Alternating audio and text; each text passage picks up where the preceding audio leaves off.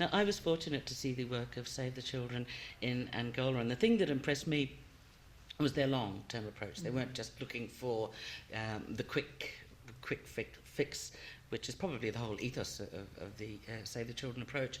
Do you have any examples of this being put into practice? Anything that you've seen firsthand? Well, all of them, really. I mean, in the early days, you could argue that the fund's arrival was the result of some disaster. First of all, being the classic example.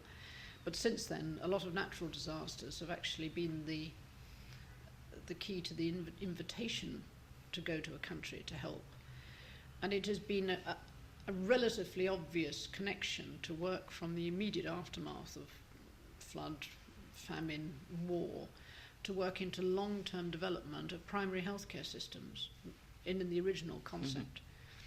And you're still doing that to a large extent, although more and more the primary healthcare systems are in existence, but you are trying to improve the management of those systems, or sometimes rebuild them, because in some countries the system existed, but if the disaster has been a man-made disaster, then the chances are it's an interruption to the management of those systems and starting them up again. And that can happen really quite quickly. And that would happen in Rwanda particularly. And the signs of that in Uganda when I went, were very encouraging, because really there had existed in Uganda really quite a well-developed healthcare system, but that had been destroyed more or less by the war. But even by the time I got there, the individuals who'd been trained in the first place by Save the Children Fund to work in the health centres were going back to their health centres, in spite of the fact they had very little to work with, but were starting to use the basic principles that they were taught in the first place, and that was just hygiene being your basic structure for healthcare. Yeah. Now, since you took on the role as president in 1970, you've been widely accredited as an extremely committed and... That you can't produce any other way. Yes.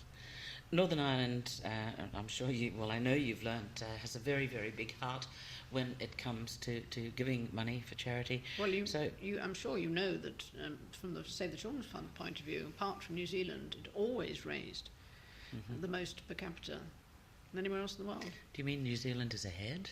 Well, it was at one stage. I don't know whether that's still true. If it is, we'll have to change that. But how would you encourage the people in Northern Ireland to continue with their support? Well, I would hope that they would feel that many of the projects that are now well established in the United Kingdom did actually start in the north of Ireland. And it was their imagination and motivation and impetus that really got these projects off the ground.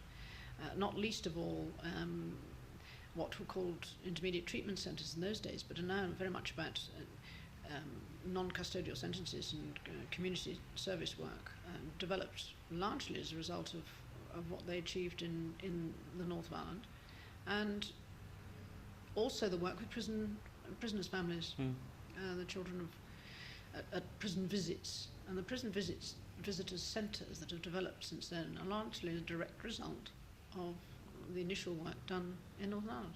Yeah. Finally, ma'am, as the new millennium is looming, it's literally just around the corner, what is your vision of Save the Children as a global influence for children? Well, as a development agency, we must go on looking at ways of improving this, and that they can indeed fulfil their potential as individuals, which is always been the main aim. Yeah, yeah. Are you happy to continue your role as president of the fund? If they can put up with me, yes. I'm sure there's no way they're letting you go, Your Royal Highness. Thanks very much indeed. Thank you.